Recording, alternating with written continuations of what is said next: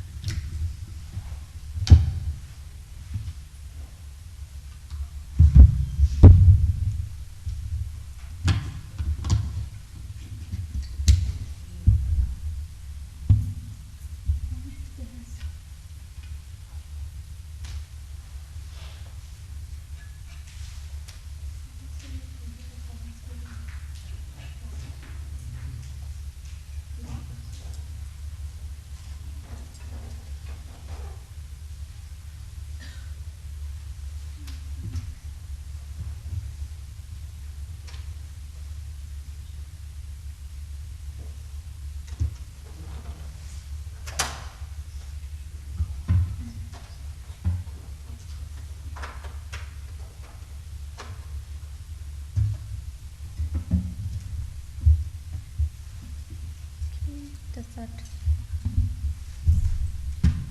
Yep, there we go.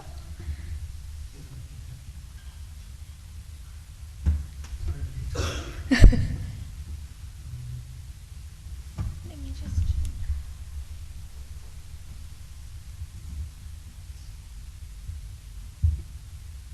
Let's sing the Tribhuvan.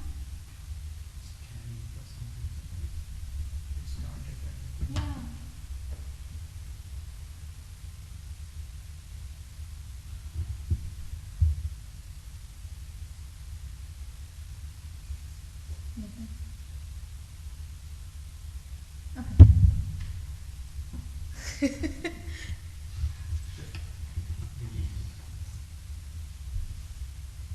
Okay, finally. All right, thank you. Hi everyone.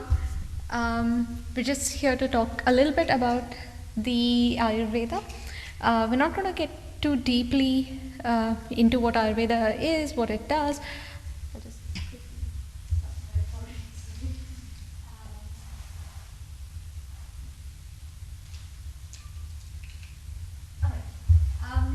So we're just going to talk a little bit about the 5 elements that make up the entire universe, and it's the same 5 elements that is present in our bodies and our minds, and how they function, what functions of the biological life process they're responsible for, and how they show up when they're out of balance, how to identify, and basically how to make sure that what we're doing, how we're living our life, what we're consuming, either in terms of diet or in terms of the inputs of the 5 senses, how to stay in balance.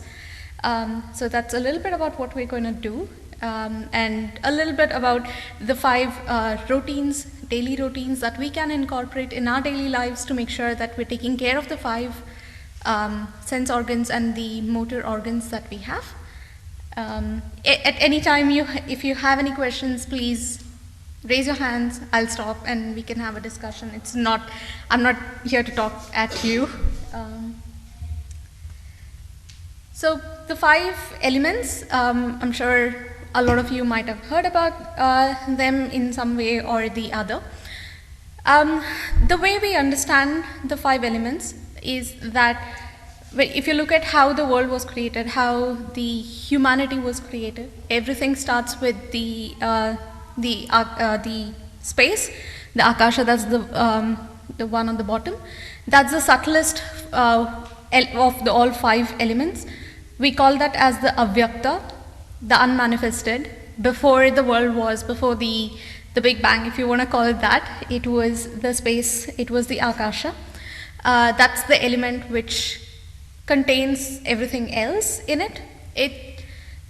So how you can think of the space element in our body and mind? Okay, first one, like the qualities of the space element. Space does not have any smell, does not move, has no resistance. It's just a container for everything, for all of the 4 elements, and by extension the world, the objects, the humans, the thoughts, everything that's contained. It's a big container of the universe. So in our bodies, in our minds, if you want to think of the space element, think of there needs to be space in the arteries for the blood to flow. There needs to be space in the gut. When we eat the food moves through the body through peristalsis, right? The movement of the muscles. So for the food to move from the mouth to the throat to the stomach to the intestines, there needs to be space, and only then it can move forward. So that's a little bit about how we see space in the body in the physical form. And when we talk about the mental and the emotional side, there needs to be space between two thoughts, and in that space is where we kind of have the freedom to choose how we want to react. It is the space in which we have the power to make decisions consciously. So it is very important. It's just not just reacting to things without actually considering them.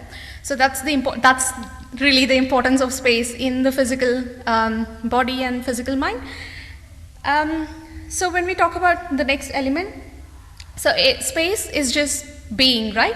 So it doesn't move. It's a container. So the consciousness, when it moves in a particular direction, that's the air. So when we think of air is the element out of all 5 which is responsible for any kind of movement. Air is the only element that can actually move in any direction that it wants.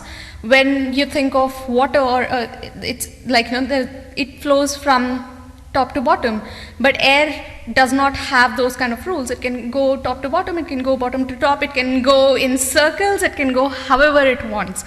So movement is what air is responsible for. When we think of the body, the physical body, what are the functions that air is responsible for? The obvious one is the breathing, the air going in, the air going out. But there's also different kinds of movements, right? Blinking of the eye, that's movement. Beating of the heart is movement. I'm moving my hands around, that's movement. The food moving through the body, movement. So circulation, everything that moves. The child being born, that's also the movement of the muscles. All of that is governed by the element of air. So when we think of the back to the elements now, when you're thinking of something and there is movement, when there's movement, there is friction. When there's friction, there's heat, there's fire. So that's our 3rd element. There's fire. Now fire is light, and fire has heat, fire has light. So when we're thinking about the physical form, the fire is responsible for any kind of transformations in our body, where we're thinking of what we eat. When we eat food, the acids in the stomach, the acids in the body, it acts on the food and it converts it breaks it down into nutrition that can be absorbed by all of the cells in the body. So that's transformation of what we've eaten into something that can be absorbed by the individual cells. So that is what the fire does. It's exactly what you look at in the kitchen, right? You have the fire, you have the ingredients, you put everything together and you put it on fire. It goes from being one thing to being softer, to being cooked, to being something that you can have. It's exactly the same thing in the physical form, and it's also exactly the same thing in the mental form. So what it does is that the inputs through the 5 senses, and whatever you're looking at, whatever you're seeing, what does it mean? Like, what is that object? And all of the information that's coming in, whatever someone says to us, whatever we're going through, taking all of that information, taking all of those experiences and turning that into wisdom, that taking the data and converting it into information, taking the life experiences and turning that into wisdom that helps us evolve, that serves us to go through our life and understand the world that we live in, understand our own lives, understand our own experiences. That's the wisdom of fire. And the next one is the water. So when the fire goes out, the heat goes out of the fire element, that's when we get the water. So in the body, water is in the universe, the water is responsible for combining the atoms, combining things together and creating a structure out of it. So think of what happens in the kitchen when you have the flour, you add water, then you create the dough. It's the same thing. You have soil, you have the soil, and you add water, it kind of creates into a structure, right? So it's the same thing that happens in the body. So water is responsible for holding things together, for creating the structure of the body, for creating the muscles, it starts in the womb basically for any of us, where water kind of brings atoms together to form the organs, to form the tissues, and it's exactly what it does even after we're born. Emotionally speaking, water is responsible for memories because it holds on, it doesn't let go. And when it's in balance, it's also memory, the information that we need. Don't touch hot things, don't touch cold things, don't cut yourself, don't fall. So those kind of information.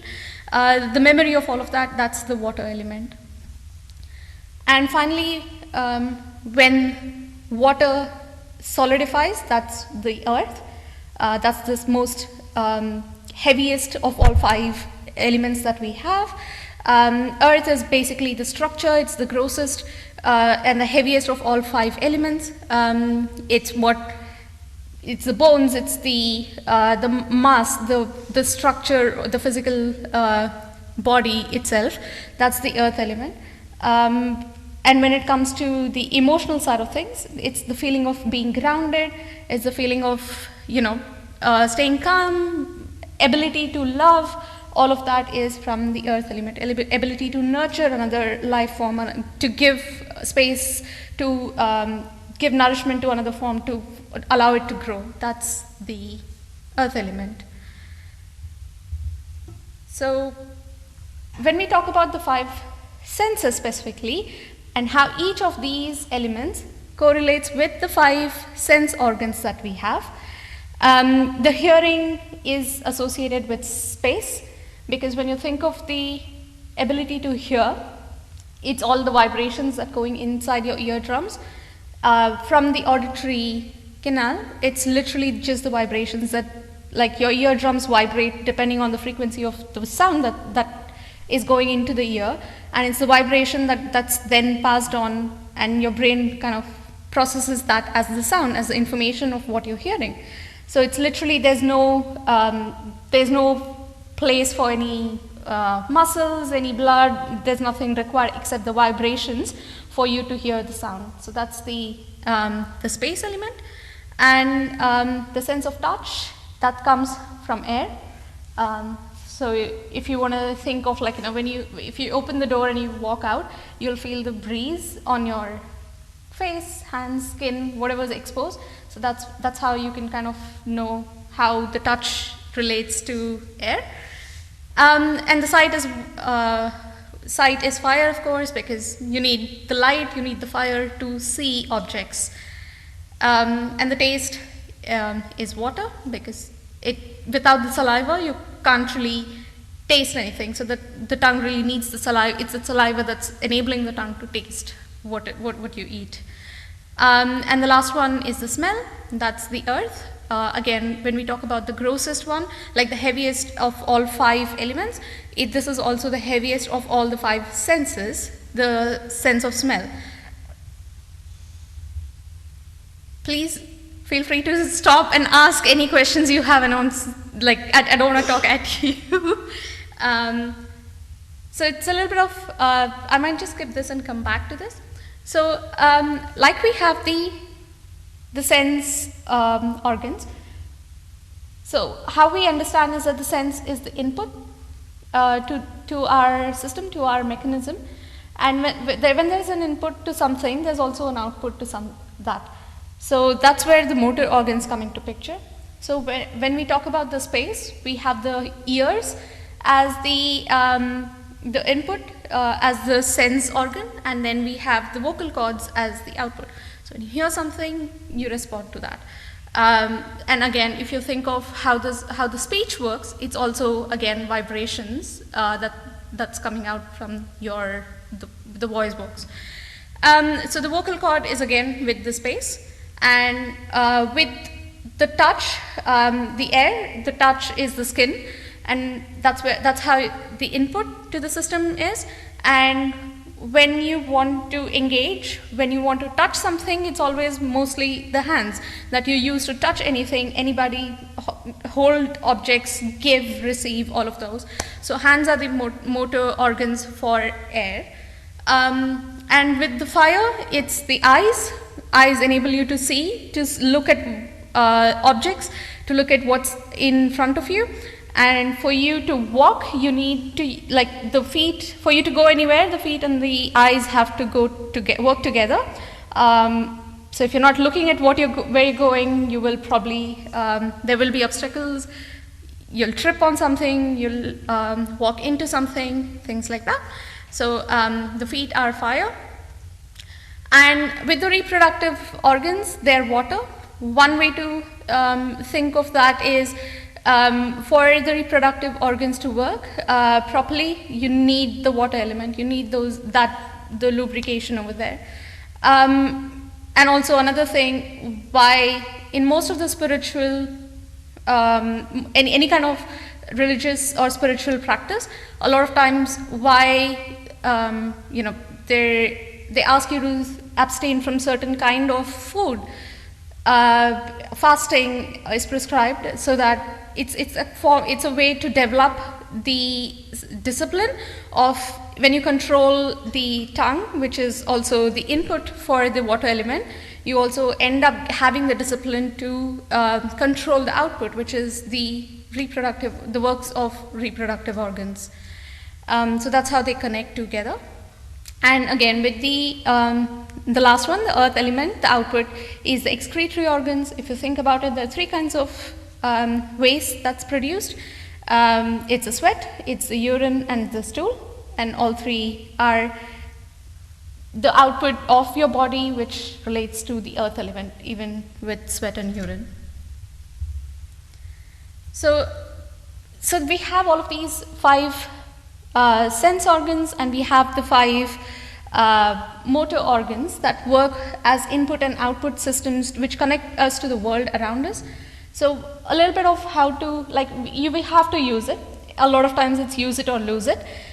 So we have to use it, but we should not abuse it. We should not misuse it.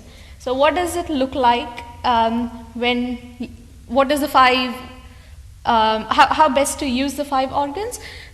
Is not to do any of this. With the hearing, don't expose yourself to too much loud sounds, not use headphones all the time, which kind of blocks any other sound in your environment.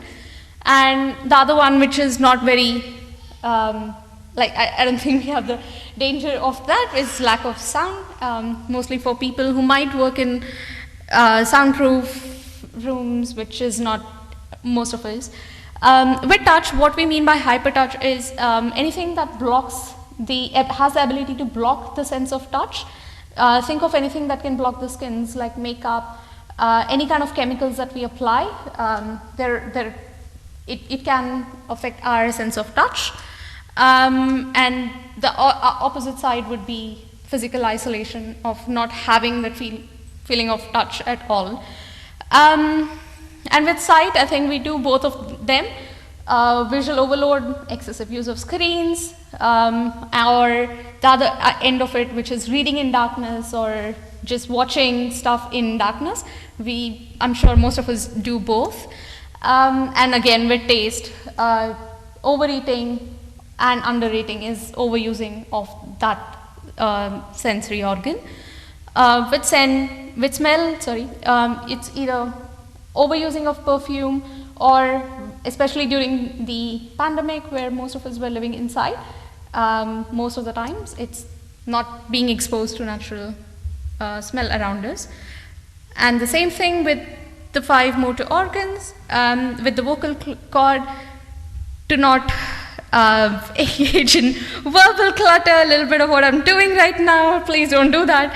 And also, when underusing it is either not speaking at all, or when you know you have to speak and you're not speaking up.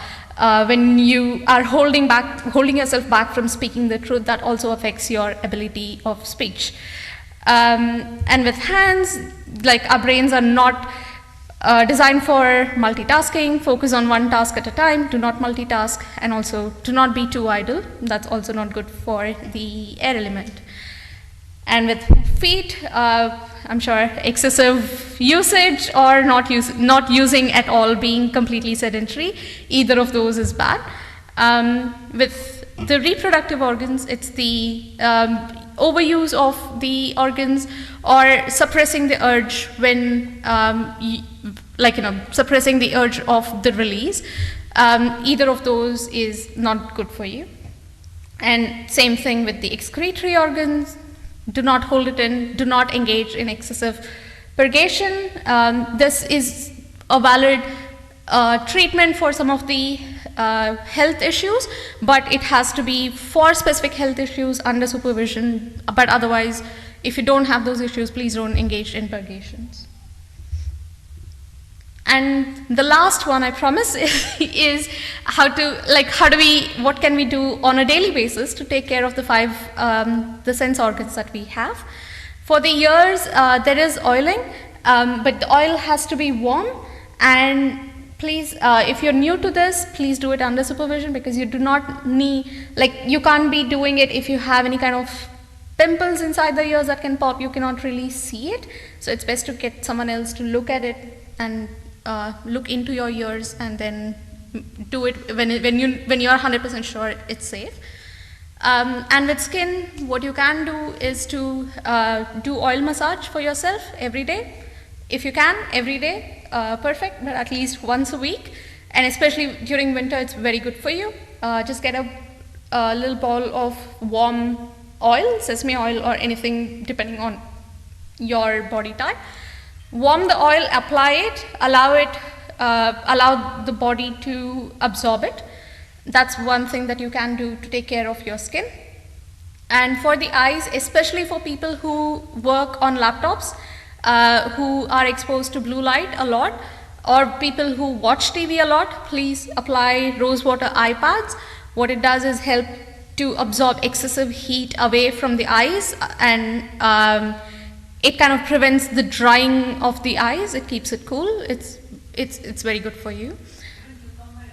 Yes, it essentially, yes, it does the same thing. Cucumber, potato, so anything that's cooling, it will work the same. With the tongue, do brush every day, and then do the tongue scraping, because tongue is often overlooked when we come to oral health. So please do the tongue scraping. That kind of removes all the excessive deposits on the tongue, helps you to taste better in the long run.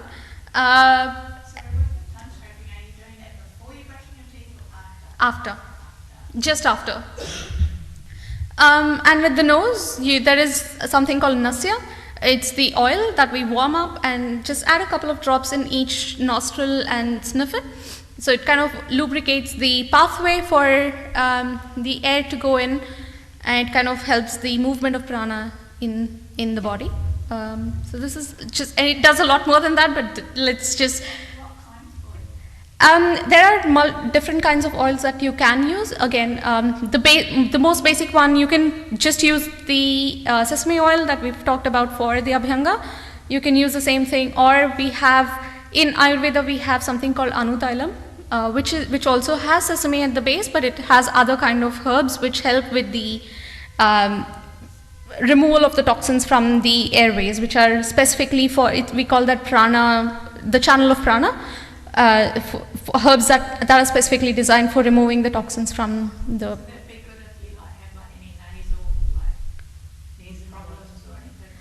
It does help with any most of the nasal problems. It helps it's very good for people who have a lot of repeated congestion. For people who have shallow breath, it helps with conditions like sinus and snoring. Yes, it does. Yes, but with kids, I would probably how I would do is get it on their pinky finger and ask them to just apply it. Do not drop it. Do not drop, and if you're dropping, maybe not more than 1 or 2 drops. Even we can do the same. Yeah, you can. Yeah. And for the ear also we need sesame oil. There are medicated oils which are again for the ears, but sesame oil will work for everything across the board. With the ears, are you filling the ear, or you just put the finger in? You can also put the finger in, depends on how dry the ears are, because initially when we start off, I would suggest doing it with the finger because you're not shocking the system. Probably best to do with the fingers, because the earbud could also kind of push the wax in. We don't want that. So the fingers is pretty safe. Otherwise, once you're used to it, yes, then you can drop a few drops of sesame oil in the ears. So how we do it is we lay on one side, take a dropper, drop it, and it should not be cold or hot. You need to test it on your finger, because if it's cold, it's going to block. It's going to create more blockages. If it's hot, it's going to damage the eardrums. So we don't want either.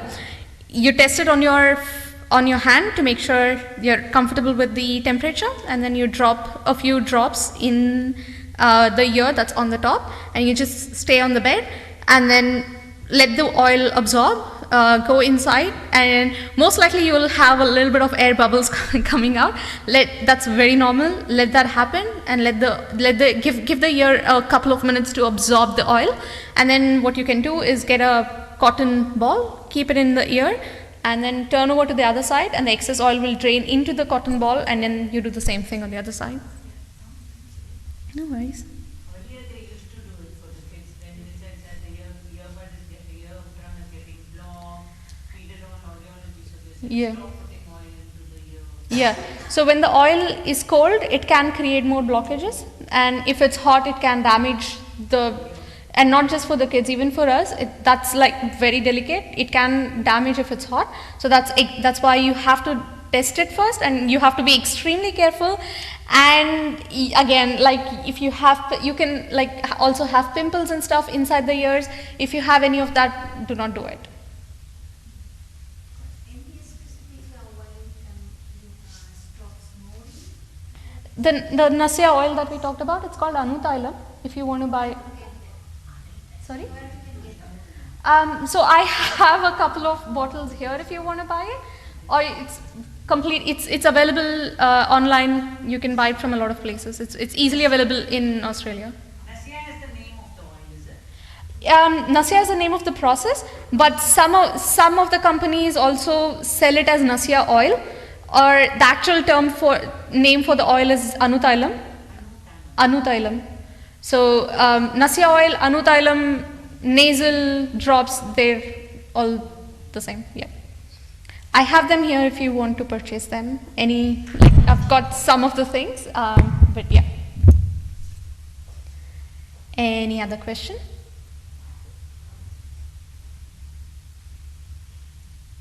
All good? Suggestion for like after 40 or 50 women, like after menopause, Mm-hmm. for women, any suggestion for that? So, okay, that's going to be a completely different, it's going to be a full talk by itself.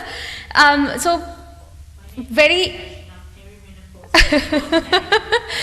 so on the, like, a very high level answer is to keep all of the 5 elements in balance, and then that's when we get into your particular body type.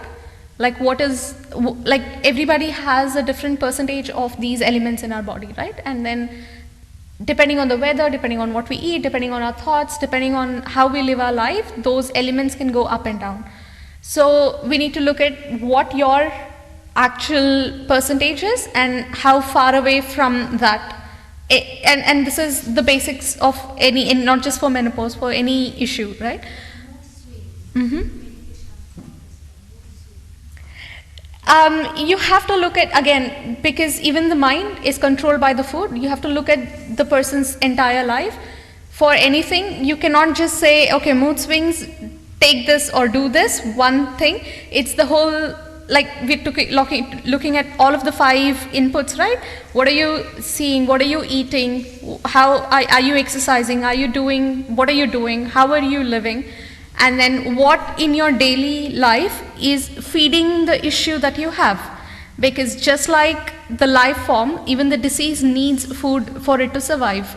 Any disease or discomfort, anything, for that to live, what is in our life is feeding it, what is making it possible for it to survive, and then we take away that thing. So that's the very high level answer for for your question, because it looks at, you have to get into what the diet, you have to get into the lifestyle, you have to get into the exercise, you have to get into the sleep, what time you're sleeping, what time you're waking up, literally everything in the 24 hours. Yeah. So I've just moved to Australia. I'm in Spring Mountain. So I have my visiting cards over there. If you want to contact me for a full consultation, please do so. And yeah, on the left-hand table, there are printouts, a little bit of the 5 senses, how to take care of them. Please feel free to grab a copy of that. And there's also my visiting cards for anyone who wants it. Thank you. Thanks, everyone. Thank you all, and already representation is already there. Thank you. And let us all give them a flower clap.